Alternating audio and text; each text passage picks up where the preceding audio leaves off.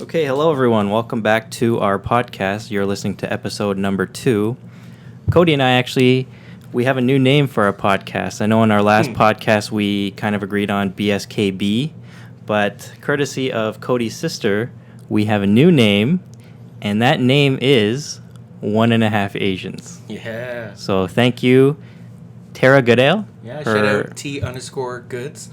So thank you for that name. We will be going with 1.5 Asians going forward. I really like that name, Cody. Yeah, it makes me smile. I know. So thank you, everyone, for tuning in again. Again, my name is Woo Yi, and my co-host here is Cody Goodale. Hello. And this is a good week. Cody, you turned 31 this week. Yeah, the beginning of the week. 31 years I know. old. How do you feel? I feel good, Woo. So, like most of us, I ended up having to work on my birthday. Oh, damn. I had a little bit of a frantic day that day, Woo. Let me tell you what the story. Interesting birthday story coming up. So, I'm a cook, and I had to do 2 different things for my lunch function. So I was cooking for people who came into the restaurant, guests, as you would any normal.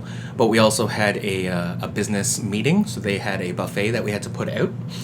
All of that happening at 12 o'clock, starting at 12 o'clock. So the a la carte stuff I had ready, I had all my mise en place ready, I was ready to go, so I was focusing mostly on getting all the buffet food out. So for me, I had to get enough food for 40 people, a tray of roasted carrots, tossed in maple syrup, and some toasted hazelnuts, a barley risotto, enough for 40 people, and a potato and lake soup. So all of this has to get hot at the same time, and I have to put it out to the buffet. But what happened was, the kitchen I work in is really large and has several different levels and different areas, and I was running around getting this all done, and the last thing that I was going to do before I sent the food out was pour the soup, and at which point I realized I had burnt the soup, Woo. Oh, no. Burnt. So I have 40 minutes when I realize that the soup is burnt. And I look at the clock, and it's like, time slowed down. Oh my god, the soup's burnt. I can't serve this. Do I have any more soup? I don't have any more soup. Can I make soup in 40 minutes?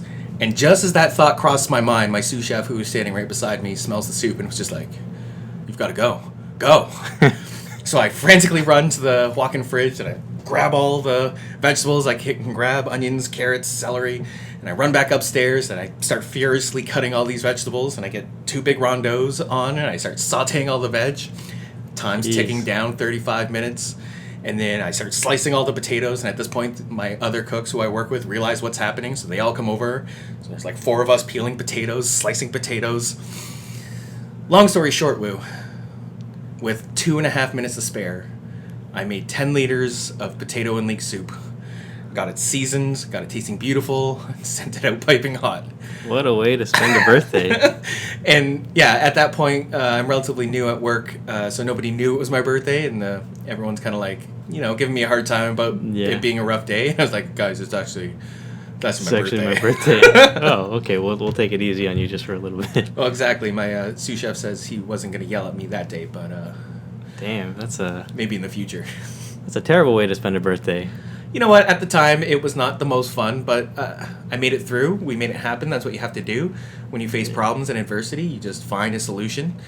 And I can laugh about it now. Yeah? Did you do anything after work, at least? After when work? you got home? It was nice. There were some birthday cards waiting from grandma's, and my mom was there, and she gave me the birthday card, so nothing crazy. I actually ended up doing laundry, because that's a responsibility of life, and just relax after a tough day. So a birthday's kind of like just a regular day for you? Yeah, I don't expect to be pampered or anything. It's always nice just to hear when people reach out to you, friends and family. My brother and I, our birthdays are 4 days apart, so we always kind of celebrate as a unit. My brother's birthday's coming up tomorrow. Wait, what's today? This is on the 17th, so his is in 2 days. So shout out to Casey. Happy early birthday. Hey, Casey. So yeah, in a couple days, once his birthday passed, we'll kind of celebrate as a unit all together. Cool. It's completely different from my family. We celebrate everyone's birthday. Yeah? Every single birthday we have to gather for dinner. Yeah? Yeah, it's kind of a thing. It's a thing? Well, it's nice to have things. before Like when we live, I still live with my parents, but, before we were married, my mom would kind of take care of all those birthday responsibilities, like making us making us the special traditional Korean foods in the morning, and then having dinner ready. Like, my mom would be the responsible person for making us our birthday food. Yeah. But then now that we're older, we can't just let our birthdays pass, because it's kind of, my mom wants to celebrate, but she also wants a break. She kind of just wants to be that makes invited. sense. Yeah, she kind of just wants to be invited to the party and She's just passed the enjoy it. torch Yeah, on? yeah. So she kind of expects us to celebrate our birthdays these days. She doesn't want to do anything, of course. She just kind of wants to lay back and enjoy. Yeah. It's kind of our wives' responsibilities now to prepare our birthday, plan for our birthday. If we're going to a restaurant, make the reservations, plan everything out. So birthdays are a big deal in the Yee residence. What about you? What have you been up to since our last podcast? I had a pretty slow week, actually. Yeah. My normal days are actually just waking up, feeding my kids. Well, my kids are my alarm clock, so I kind of get as much sleep as I can. Yeah. Wake up when I hear them crying, and then my day starts from just feeding them breakfast. For those of you listening, I actually don't have a regular day job. I guess you can kind of call me a stay-at-home father right now, but I did start my own company about a year ago. My background is not in health, it's actually in finance, but one of the things that kind of I've been thinking about every time that I went to work when I was in finance was I gotta get out of here. Like, this field is killing me. Yeah. And I kind of kept wanting to think, like, what's my passion? What do I want to do with my life? And I kept kind of fighting it, because, you know, when you grow up, you kind of want to do something different than what your parents are doing. Yep. And I always kind of thought, like, I got to do something in a different field than my father. My father's in the health field. Yeah.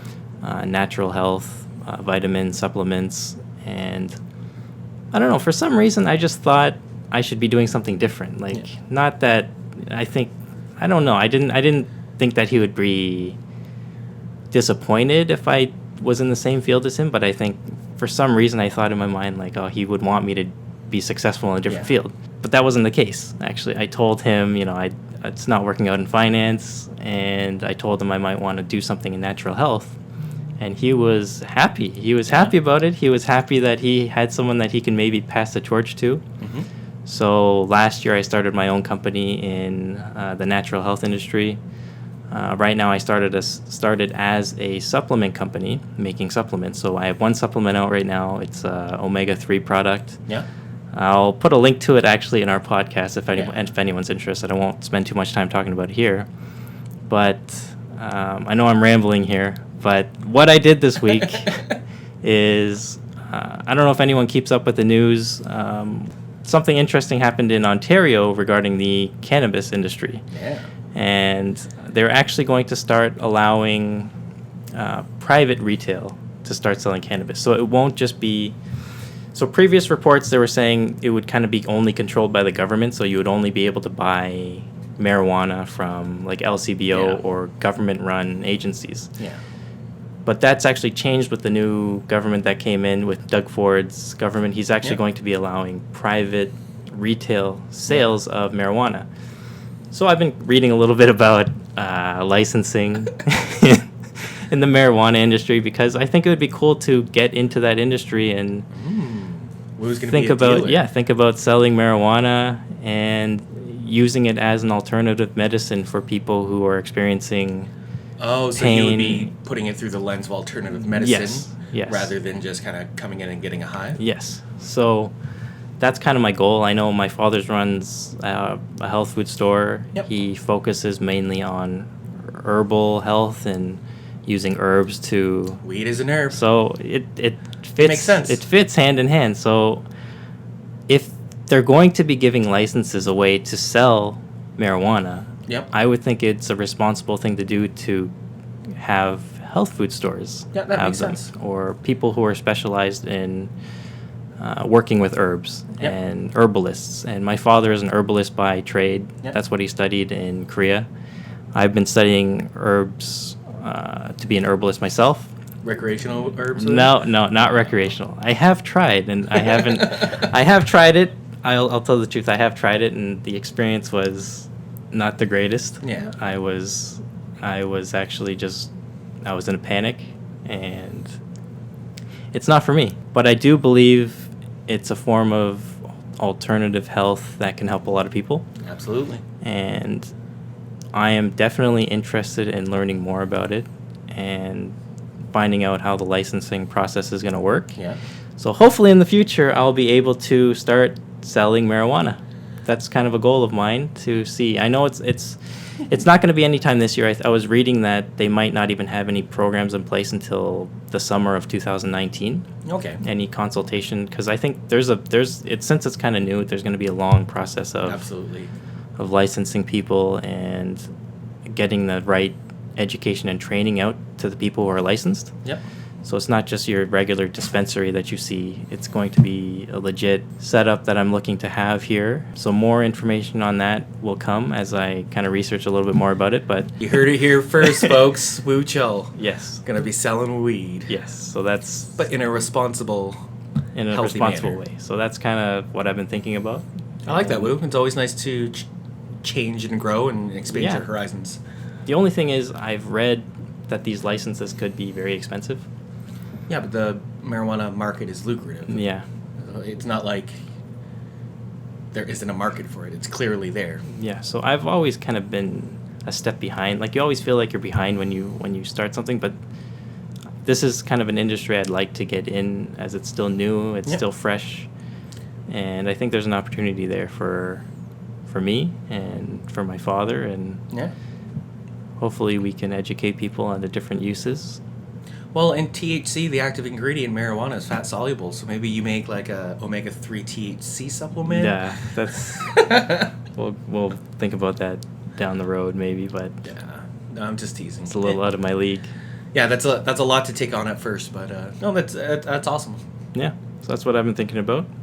So, to the listeners out there, we decided on the new name for the podcast, and kind of dawned on us that we should be having some sort of social media presence.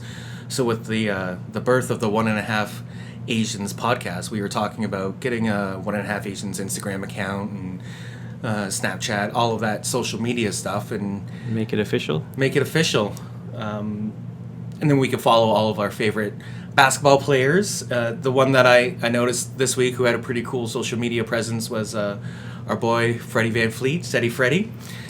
Did you see this, Boo? I did see that. Yeah, he was playing pickup just with local Toronto ballers, right? Yeah. Yeah, I didn't see a lot of it, but I did see some clips of him just messing around, dribbling around the guy. Yeah, making the guy in and the corner, scoring. in the left corner. Yeah. I think that's great though. Like, he's actually making himself, getting out there in the city and Yeah.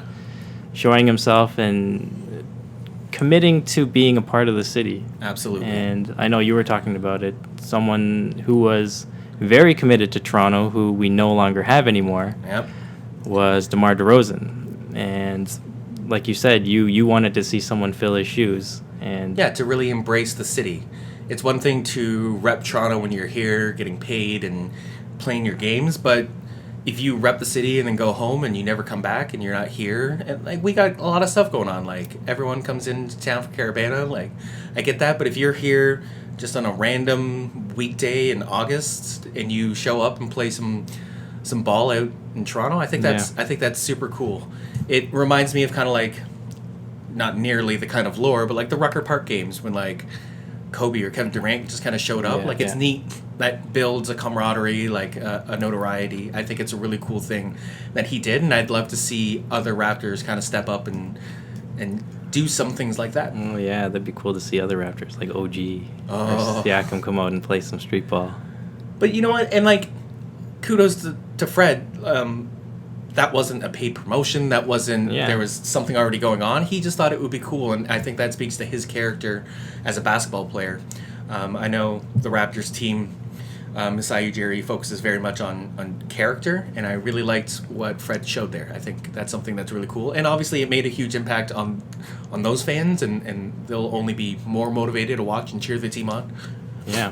Could you imagine, like, you're playing pickup basketball and, like, one of your favorite players comes... I don't know about them. I don't know if their favorite player is Fred Van Fleet, but he became my favorite, one of my favorites over the past year. Well, And, you talked about having an affinity for some of the smaller ballers. Yeah. I would have loved to have someone like Fred Van Fleet. Yeah. I think he's too big right now because, He played really well last year. It was phenomenal. But you never know. Still, we could have him on the show in the future. One day, Freddie, I'd love to have you out. Kind of reminds me of like how Kevin Durant used to be. Like he used to be a super cool guy in OKC when he would. So he's no longer a super cool guy. Let me emphasize that he used to be a cool guy when I would read stories about him playing like flag football with local OKC people, and then all of a sudden he turned all douchey and like a jerk. He became fake accounts to chirp people on Instagram. He's the weirdest guy to me. I don't know. We're getting off topic, but Kevin Durant's just. Yeah, it's interesting. I feel like he's lost kind of the fun, and he's more into the business side now. Yeah. I think that's kind of the essence of what I would take away. Why don't we get into some basketball talk? Some Raptor news? Some Raptor news.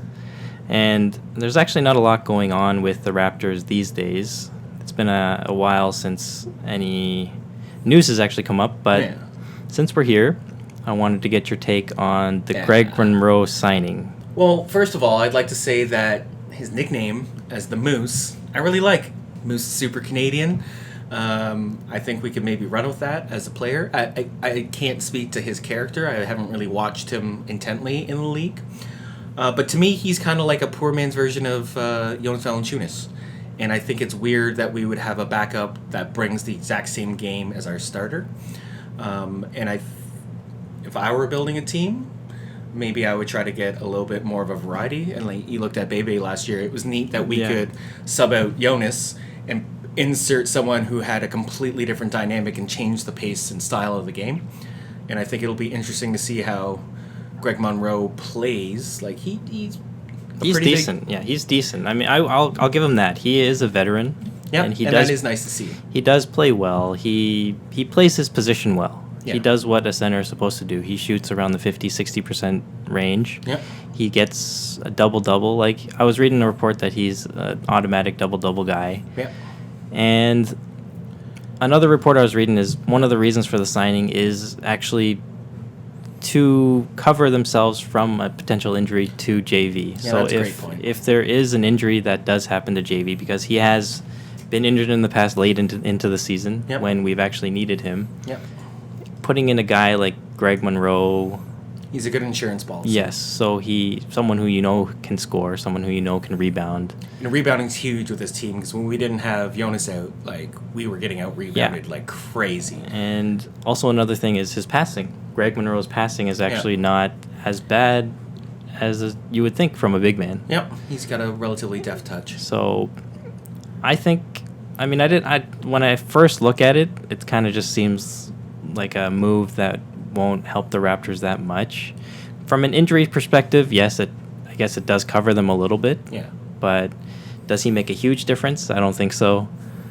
I don't think he'll be here longer than 1 year. Yeah? I don't think he'll show that much. I mean, he's the type of guy. Historically, when I looked at his numbers, I've never kept up with Greg Monroe that much. But when I looked at his numbers, he's the type of guy who I think needs around consistent playing time, like 20 minutes around there. I don't know if the Raptors can give him that much time. I agree with that. And for someone who you bring in case a JV gets injured, will he be effective not being in the lineup? Yeah. Will he be able to find the rhythm? Yeah. So I don't know about that. I don't think so. I kind of just think he'll be on the bench. Well, you never know. I mean, Nick Nurse, he likes to try different types of lineups. He might find a way to get him into the lineup. Absolutely. And play consistently. But otherwise, if he's not playing consistently, I don't think that's going to make a big difference. So when this signing first came out, I'm a Redditor.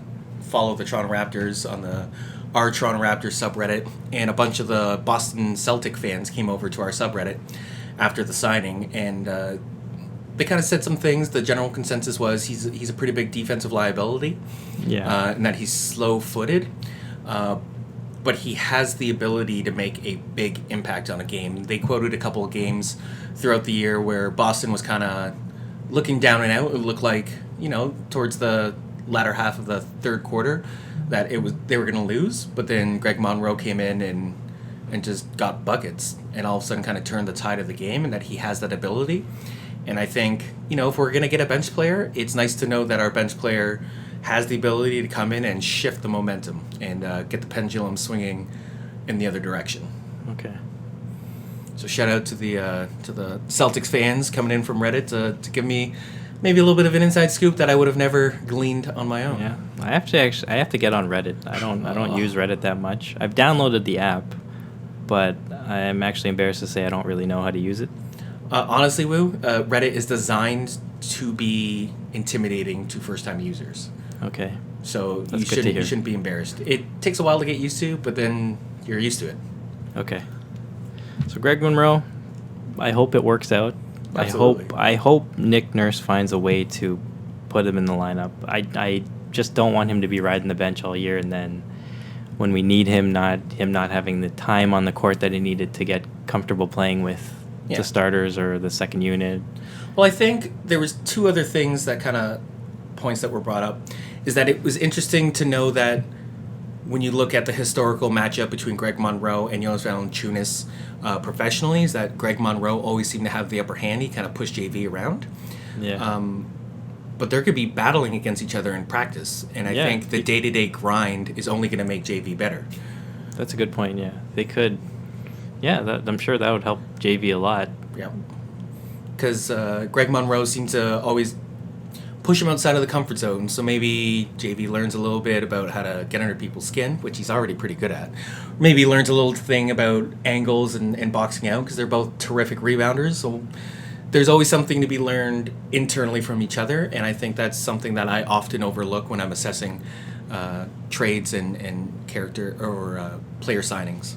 I do want to touch on Kawhi Leonard again. Yeah? Let's kind of just have fun with some scenarios here. If he stays...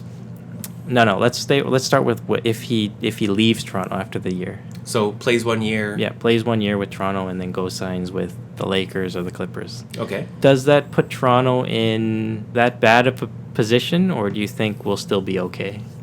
I think we'll be fine. I think when you look at the way the contracts are kind of situated, him and Danny Green are both coming off the books at the end of the year, and then we would only have one more year. We would have expiring contracts in Serge Ibaka, Kyle Lowry, and Jonas Valanciunas. I think that puts us in a very flexible position. And as I've said before, and I will say time and time again, I have the utmost faith in our leader Masai, and I think he took a swing with Kawhi, and I feel very good about it. But if he decides to leave, that puts us in a position where we will have some cap room to sign incoming free agents, and we will have valuable expiring contracts to deal at the trade deadline to get some value in return to help us move forward. And it's not like we don't have young players already in place to develop. We have Fred VanVleet, we have Pascal Siakam, we have DeLon Wright, we have OG. We have players who could start to become the new cornerstones of the franchise, should that be how the scenario plays out. Yeah. You know what's weird? You know how, like, the risk that Toronto took with Kawhi? Yeah. Bringing him here, kind of hoping to persuade him to stay? Yeah. Let's say, it's kind of same thing that happened with Cleveland. They brought in all these stars. It wasn't working out. Mid-season, they traded them away. They traded away Isaiah Thomas. Yeah, they traded away Derrick Rose. They traded away Isaiah Thomas. D-Wade. Do you see... Yeah, D-Wade. Do you see a scenario where if things aren't working out as planned in Toronto with Kawhi Leonard, for some reason, I think... Oh, you mean trading him mid-season? Could they trade him mid-season to get something back instead of... Because, I don't know, I just thought about that. I just kind of been thinking about that. Is getting him... And I was thinking about this as soon as when the trade happened with DeMar DeRozan, Mm-hmm. because in my mind, we weren't going to continue with DeMar DeRozan anyways, no matter what. I think Masai kind of already made his decision that the franchise is not going to go in that direction with DeMar DeRozan anymore. Yep. So if you think of it as just getting a better player so you have better chips to trade in the future, knowing that this person might still leave to go to LA, maybe another team will want to take a risk and take a gamble. Yeah, take a gamble and trade for him. And now Toronto has that trading chip. I think it's an interesting point, Wu. I actually hadn't thought about it in that point of view. He could become a valuable chip this season. Yeah, him and Danny Green, they're both expiring. Yeah, we have him now. There's other teams that I think definitely would maybe like Boston or like a Philadelphia might. What kind of return are we going to get for a player who has said he doesn't want, and they're not even getting a full season. They're getting, what, 2.5 months out of him at the trade deadline? No, but they're taking the same risk that Toronto took. Toronto kind of took the gamble, thinking that they can persuade him to stay. But now these players, or these other teams who would get him at the trade deadline, do they think they have a chance at signing him after 2.5 months in the organization? Who knows? That's kind of I say the only reason I would say only way that scenario plays out is not a report that says, oh, Kawhi Leonard it's still going to go to LA. Yeah. My scenario is he's on the team, he's playing, but the Toronto Raptors are not playing well. Oh, so he's not. Yeah, there's no report. Yeah, there's no report that says he wants to definitely leave and go to LA. My scenario is kind of just like Cleveland's, where they thought it would work. He comes in, it's not going as well as they thought. We're playing worse than we did last year. I don't know, Wu. I feel like it's a weird. I know it's a weird. There's it's a weird, zero chance of that happening. I'm feeling very good about the team still. I mean, I think they'll play very well still. Like, oh, absolutely. There's no way. I think you've replaced. You've upgraded. I'll say this again. Yeah, you've definitely upgraded trading away DeMar DeRozan. Yeah. I'm still hating on him. I shouldn't, but I'm not hating on my man DeMar, but I'm Kawhi is a massive upgrade. Yes. So I guess that scenario is kind of way out there, but it's an interesting point of view. We'll have to see how the season progresses. Because there's some crazy stuff that happens in the NBA. So especially these last few years. That would be kind of an interesting thing to see. But moving on to my next question then, if he does stay, if Kawhi Leonard does decide to stay in Toronto and sign with Toronto, does that now make Toronto the destination in the Eastern Conference for free agents? I think it puts us in contention with the Philly and the Bostons. I mean, all three of us are cold weather markets. You can't say we're colder than Boston. And Boston, honestly, I'm pretty sure Boston got hit with more snowstorms last year than we did. When you look, because they're just on the coast and they got hit with more stuff. I think the word is out there. We had the All-Star game a couple years back, and the marquee players got to see what we have to offer. We've built brand new facilities. We're a downtown arena. Like, there's lots of things going on in Toronto that people kind of overlook. And maybe the heads start turning when they see the consistency that we've been putting out. They could see that we've brought in and maintained one of the marquee players in the entire league. And then we have an upcoming crop of young players to sustain that growth. I think you would have to be silly not to at least take a glance. Would you think a player of Anthony Davis's caliber, when he becomes a free agent, do you think they would be willing to sign in Toronto? That's tough. I think if you ask for the quality, like, of his pedigree, I think, yes, they would take a look. But my gut tells me Anthony Davis likes being the marquee player, like being with that franchise the whole time. Kind of like how DeMar liked being, he with wanted Toronto. to be that singular franchise. I could be wrong on that, but that's just kind of my gut feeling. He feels happy to be where he is, and he wants to build something rather than leaving and joining. But I think marquee players are absolutely going to take a look and ponder. Okay, because I was reading an article by, I think it was Raptors Rupture. Oh yeah. And they were bringing up something like Toronto could go after someone like an Anthony Davis when he becomes a free agent in 2020. Yep. I think it's 2020, and Toronto. I mean, it's a very good city to come to, and he's also, if the organization that he's playing for doesn't show that they're improving. Yeah. I mean, they just lost DeMarcus Cousins, which they were playing well with him. Yep. And they just lost Rajon Rondo. Yep. They lost a bunch of players that helped them on their run this year, even to get to the playoffs. And he was a beast at the end of the year. If he doesn't see any improvement in the organization, yeah, that might be enough. And Masai is pretty... Yeah, he's a smart man. Good negotiator in my eyes. He could be able to bring him in. Yeah. Yeah, I think we've put ourselves in a position as a franchise to at least get a conversation. We're a large market. We're an entire country. Honestly, as much as the media hypes the inconvenience of having to cross an international border in order to come to Toronto, like, I've crossed that border. I hate that argument, by the way. It's the worst silly to argument. me. For some reason, it just seems like it's brought up by these reporters that don't know anything about Yeah, that's their coming to default Canada. argument. About the currency argument. You have to change your the currency. And you have to go across the border. And then the taxes. The state of New York, the city of New York, is a city-state within a state, and I'm pretty sure their taxes are higher than the Canadian taxes. So why isn't taxes ever brought up when players talk about going to a large market like New York? Exactly. It just seems it's flabbergasting. I don't know. I see Toronto becoming a better destination for free agents, especially because we've been winning.